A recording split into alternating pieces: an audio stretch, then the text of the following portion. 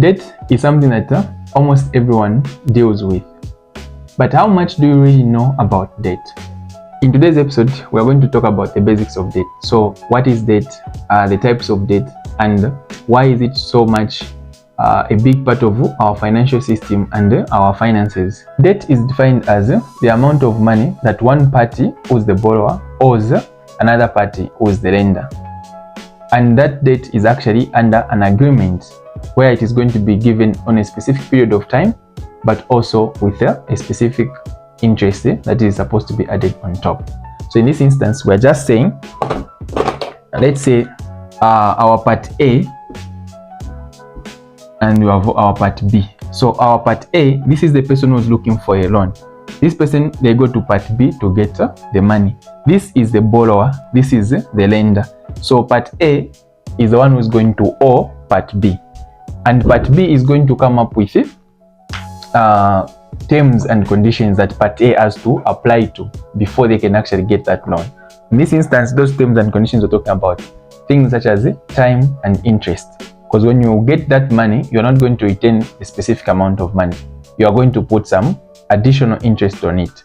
So you are going to agree on the interest and also on the duration that you are going to spend retaining that money that you borrowed.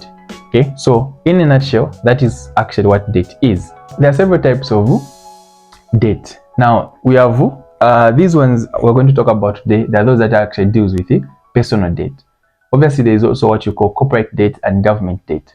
Usually for corporate debt, you're talking about big companies, right? So let's say Shoprite gets debt, right? Like that's a big company, it's a corporation. So that is actually corporation. They can use that money maybe to build more centers, right? So they're trying to expand their business or to actually venture into more projects or different projects. So that is corporate debt. And then there is also what you call government debt, right? Which usually is done via issuing of bonds, right? So like let's say Zambia is now about 3 billion in debt, so they get the euro bonds, right? So those ones, as individuals, we kind of not have so much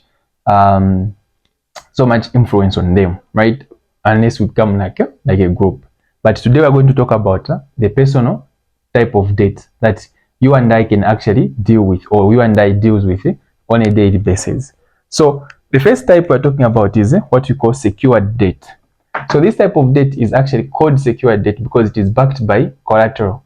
So the lender, that lending institution or the bank actually tells you to say, okay, we're going to give you this amount of money. Okay, let's take, for instance, we're going to use $100,000, right?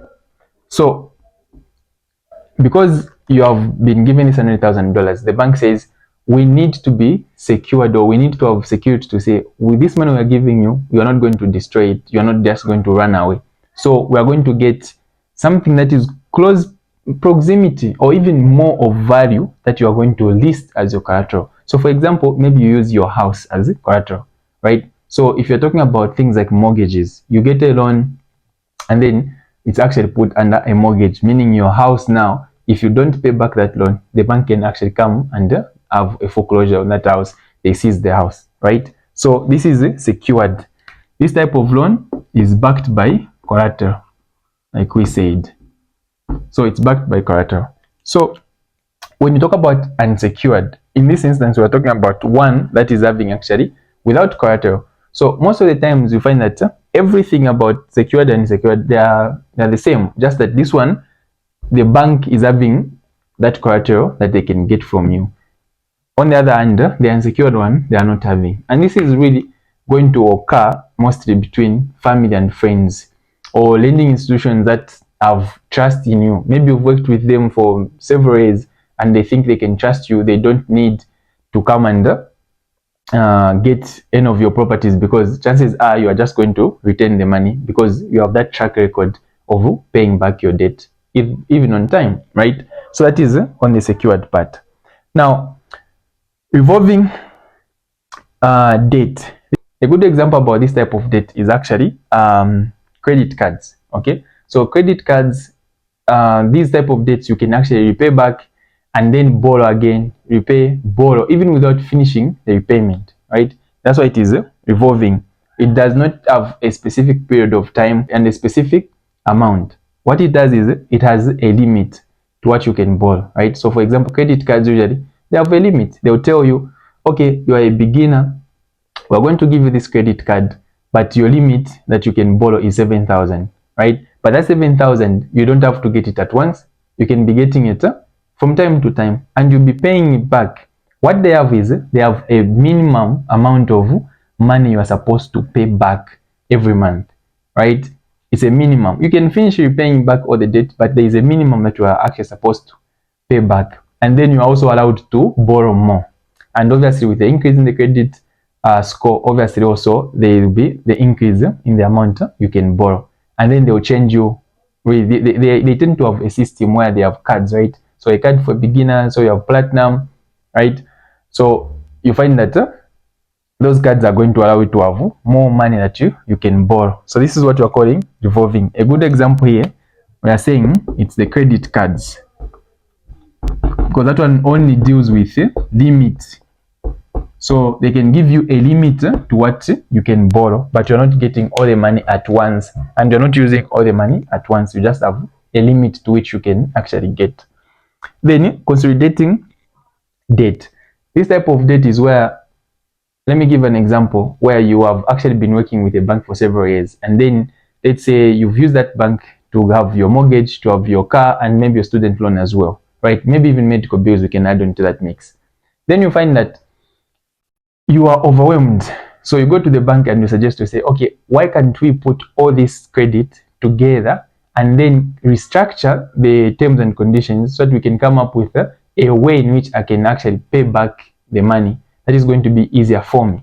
So they are going to do that, and the reason they do this really is because they want to reduce on the rates, because now you are making it one instead of having different credit points that you are going to pay back, but you have one, and then you reduce the rates. Okay, so that is what you are calling consolidating. So it is in the name. Then installment debts. So this is a type of debt. It can actually be secured or unsecured, but the point is you are supposed to pay it in installments. So let's say let's get back to our example, right? If you get $100,000 and then you are like, okay, I can't pay you back $100,000 maybe like in 6 months at once. What we can do is every month I'm going to be paying back that $100,000 plus interest, obviously since it's a loan, plus interest, but I'm going to be paying it on a monthly installment, right? So like that's what installment debt is about. So the question I get to be asked most of the times is, okay, when we're talking about debt, what is the difference between a loan and credit? Like, are these the same terms or do they mean the same thing? Because most of the times really they are used interchangeably. So I like to think of them as actually these are just forms of debt, right? Like they are coming from debt. So these are like babies for debt. When you're dealing with a loan, actually you're talking about having a specific amount of money that is going to be given to you by the lending institution, either the bank or private lenders. So it is going to be specific amount that you are going to get. Apart from that, you are going to have specific fixed rates. So those rates, if you say you get this money, let's say let's use the same 100,000 kwacha, and let's say you got it for a mortgage for a house, you bought a house. If the rates they were given at 7% interest rates, it is going to be 7% throughout that 30-year period, right? So they have a specific amount of money you are going to borrow, and they're going to give it to you at once. Okay, this is your 100,000 US dollars you want. They give you that is specific amount, but they have also given you a specific rate to say our percentage that you're going to give us back, the interest is going to be at 7%. So they have also specific rates. Okay, apart from that, they also have a specific period of time. So if it's going to be, or if it should be given within 30 years, it has to be 30 years. They will not come to you to say, we want our money, give us back the money at an earlier stage, maybe in 20 years. No, but obviously you can pay it within that 30 years. Okay, so they also have a specific period of time. So this is actually what constitutes a loan.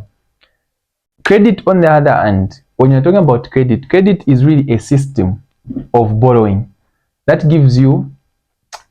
gives you a limit to what you can actually borrow, right? So we talked about this when we were talking about revolving debt. So they give you a specific limit. So let's write that this is a system, right?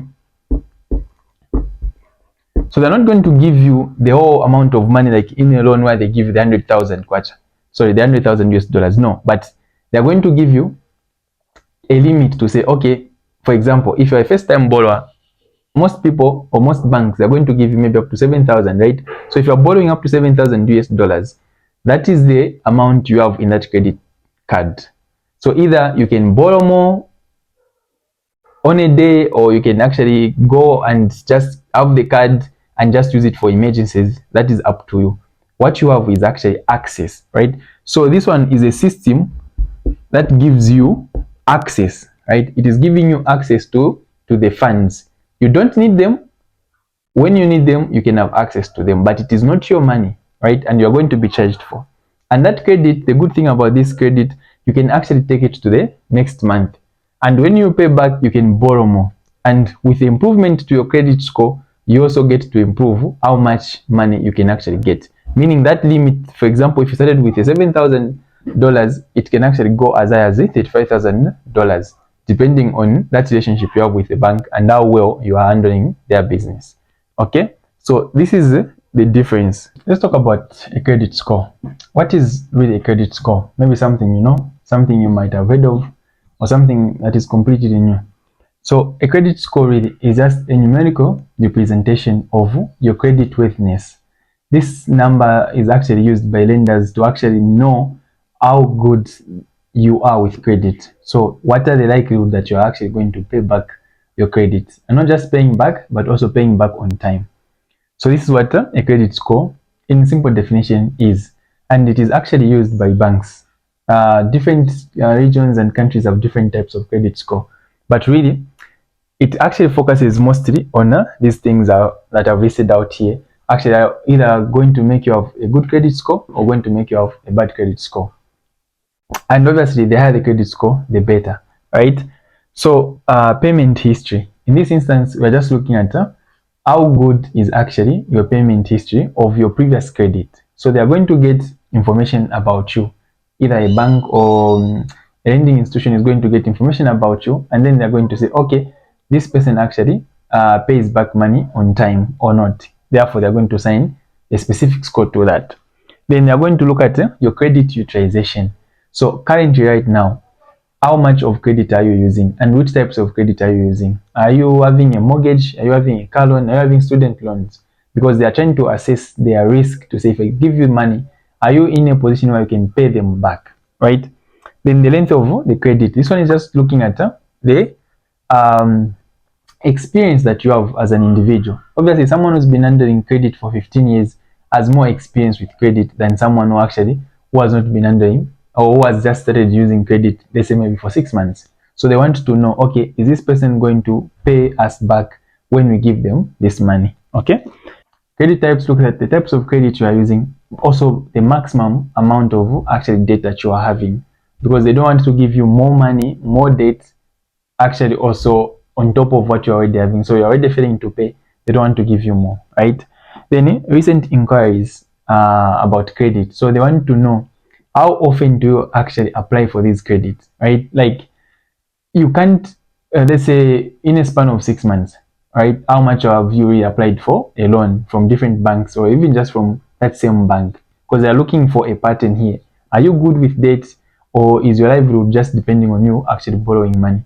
Are you having the ability to pay back, right? That's why the score is there. It's a likelihood. They are trying to find out the likelihood that you are going to pay them back their money. Okay, that's what really credit score is.